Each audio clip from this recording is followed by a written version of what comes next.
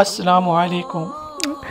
Video से start से पहले एक रिक्वेस्ट है कि आप काइंडली वीडियो को लाइक और कमेंट ज़रूर कर दिया करें ताकि मज़ीद लोगों तक ये वीडियो पहुँचे, और दुरूद शरीफ एक मरतबा ज़रूर पढ़ लीजिए। जज़ाकल्लाह खैर। बिस्मिल्लाहिर्रहमानिर्रहीम। इस्लामी दुनिया के सामीन अस्सलामु अलैकुम। आज की हदीस सही बुखारी जिल्द अव्वल ईमान का बयान हदीस नंबर 26। इसके रावी हैं अबू अल यमान शाइब ज़हरी आमिर बिन साद बिन अबी वक़ास रज़ियल्लाहु अन्हा।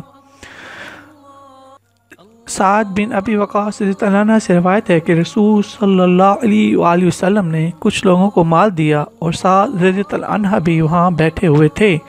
रसूल सल्लल्लाहु अलैहि वसल्लम ने एक ऐसे शख्स को छोड़ दिया नहीं दिया जो मुझे सबसे अच्छा मालूम होता था।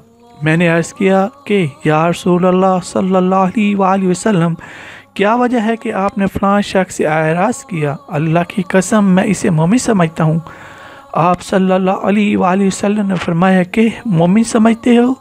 तो मैंने थोड़ी देर सकूत किया, फिर जो कुछ मुझे उस शख्स के बारे में मालूम था उसने मुझे मजबूर कर दिया। मैंने फिर वही बात की, यानी ये कहा कि क्या वजह है कि आपने फ़लाँ शख्स से एराज़ किया?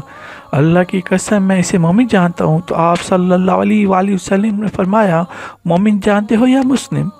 फिर मैं कुछ देर चुप रहा। इसके बाद जो कुछ मैं इस शख्स के बारे में जानता था उसने मुझे मजबूर कर दिया और मैंने फिर अपनी बात कही।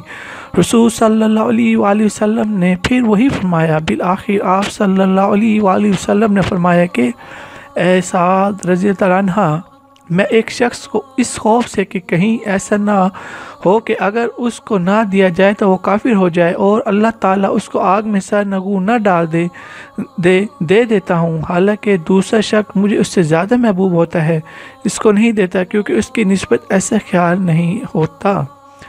अल्लाह ताला हमें हदीस को समझने और दूसरों तक पहुँचाने की तौफीक अता फरमाए। प्लीज़ एक मरतबा दुरूद ज़रूर पढ़ लीजिएगा। जज़ाकल्लाह खैर। अस्सलामु अलैकुम। मज़ीद इस्लामी वाक़यात और बयानात के लिए हमारे चैनल को सब्सक्राइब करना मत भूलिए और लेटेस्ट अपडेट के लिए बेल आइकॉन पर क्लिक करना मत भूलिए। जज़ाकल्लाह खैर। अस्सलामु अलैकुम।